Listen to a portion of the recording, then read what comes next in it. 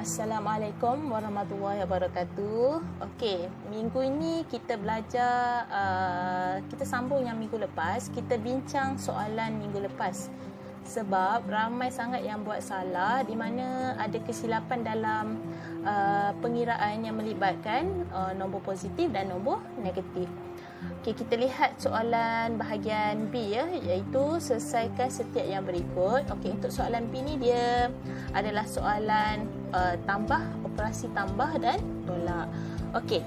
So, cikgu harap semua tengok apa yang cikgu tunjukkan ini dan sambil tengok, sambil buat pembetulan, semak semula latihan yang diberi pada minggu lepas. Okey, sekarang kita tengok contoh yang pertama, iaitu 5 tambah positif 3. Okey, sebelum kita lihat kepada formula, cikgu akan tulis semula tips yang perlu kita hafal ya. Kalau tak hafal memang akan buat salah. Okey, apakah tipsnya?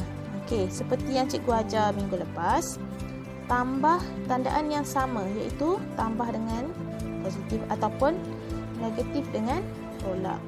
Tolak dan negatif, dia akan jadi tambah. Okey. Kalau tandaan yang berbeza, contohnya tambah nombor negatif, okey, akan jadi tolak, ataupun tolak nombor positif akan jadi tolak.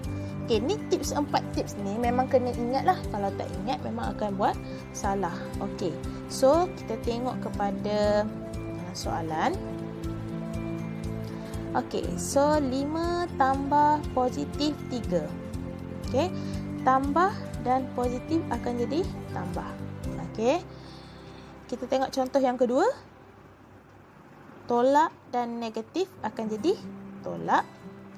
Okey, negatif tambah dan negatif akan jadi tolak. Negatif dan positif akan jadi tolak. Okey, so kita tengok contoh lah. 7 tambah positif, so akan jadi kita gabungkan dia, so 11. Ini pun samalah, 5 tambah 3 8. Okey, kita tengok soalan nombor 3. 3 ni ramai salah. Kenapa? Sebab tertinggal negatif kat depan. Jadi kita jangan tinggal negatif kat depan ni, kena wajib letak. Okey, so yang ni yang kita tengok. Okey, bila operasi yang sama kita akan letak 18. Okey, konsep hutang RM13, duit ada RM18, maka kita ada duit balance lagi RM5. Okey, tengok soalan nombor 4 pula. Tandaan yang sama, dia akan jadi positif. So 10 tambah 2, jawapan dia 12. Ini pun sama, 3 tambah 8, so jawapan dia 11. Okey, yang ini ramai buat salah sebab tertinggal. Jadi negatif 16 tambah 5. Kenapa jadi tambah? Sebab ni. Okey, tips tadi. Okey, hutang RM16, duit hanya ada RM5 sahaja. So kita masih berhutang sebanyak RM11. Okey, soalan nombor 7. Tambah dan tolak. Okey, dia akan jadi negatif kan. So negatif 3 ni pun ramai salah ni. Negatif tertinggal, dia akan salah. Okey, tolak 5. Hutang RM3, hutang lagi RM5. So hutang kita telah bertambah. Jadi jumlahnya adalah 8. Okey, sama macam ni lah. Negatif 7 tolak 4. So hutang akan jadi RM11. Okey, nombor 9. Ini pun ramai salah nombor 8.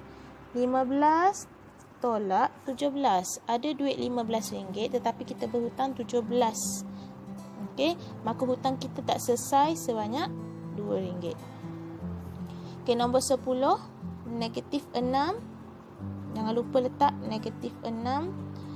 Tolak dan tambah akan jadi tolak 9. So, hutang telah bertambah sebanyak 15. Okey, penting ni, penting. Sebab kalau tertinggal negatif ke positif memang akan salah. Okey, negatif 9 ini akan jadi tolak. So hutang RM9, hutang lagi RM5. So hutang telah bertambah sebanyak 14. Okey. Nombor 12. 12 tolak positif 9. So kita buat dulu yang ini. Akan jadi tolak 19 ya. Okey, duit ada RM12, hutang 19. So hutang tak settle. Berapa baki hutang? Negatif 7. Okey. So yang ini kena fahamlah.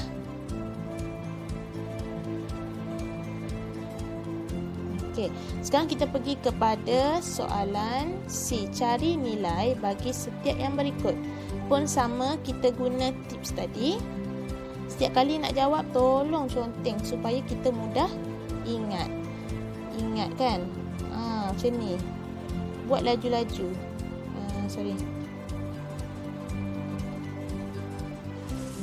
Pastikan hafal. Kalau kita sentiasa tulis, memang kita akan ingat. Okey, so kita guna konsep ni lah. Tapi untuk soalan C ramai buat. Betul lah, tak ada yang ramai salah. Okey, so kita tengok bagi yang tak faham, tengok tandaan di hadapan positif dan positif, maka dia akan jadi positif ya. Positif darab positif akan jadi positif. So 9 darab 4 36. Okey, nombor 2. Positif dan positif pun sama. 7 darab 2 14. Okey, tak ada tanda apa-apa, maksudnya positif. So positif 6 darab 5 30. Okey, yang ni semua faham lah. Okey, sekarang kita tengok yang ni pula. Positif dan negatif. So, positif dan negatif. Tengok yang ini. Okey, dia akan jadi tolak. Negatif. Okey, 7 darab 4, 28. Okey, positif dan negatif, dia akan jadi negatif. 6 darab 8, 48. Okey, positif dan negatif akan jadi negatif. 3 darab 9 jadi 27. Okey. So ini untuk negatif dan negatif pula. Tengok negatif, ini negatif darab negatif. Okey, so negatif darab negatif akan jadi positif. 6 darab 3 18. Okey, negatif dan negatif sama lagi. 5 darab 7 35. Okey, negatif dan negatif akan jadi positif. 4 darab 3 12. Okey, sekarang kita tengok soalan nombor 10, negatif dan positif. Okey, sama macam nombor 4, 5, 6. Okey, tandaan yang berbeza dia akan jadi tolak ataupun negatif. 7 darab 8 56. Negatif dan positif akan jadi negatif 24.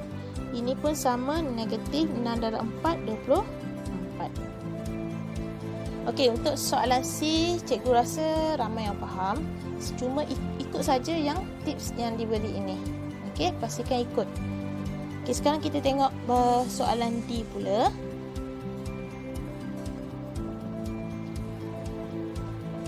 Okey, cari nilai bagi setiap yang berikut. Ini adalah bahagi, sama macam tadi. Cikgu kata apa? Kena conteng. Conteng bagi sampai ingat. Maaf.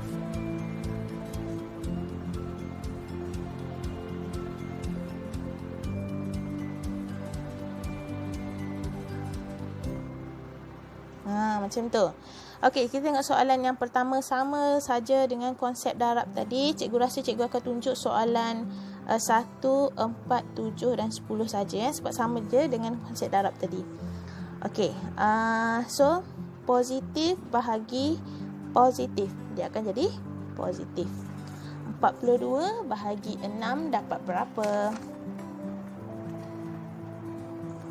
7. Okey, ini pula positif bahagi negatif. So samalah macam tadi. Okey, 54 bahagi 6. So kita dapat 9.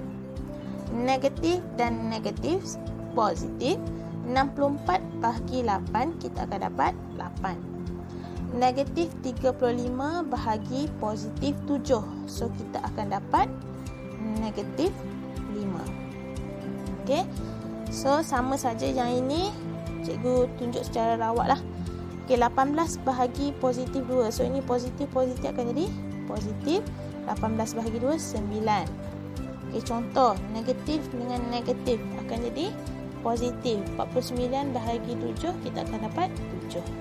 Okey. So cikgu tak perlu tunjuk sampai semua. Ini senang saja sebab simple saja soalan ni. Okey.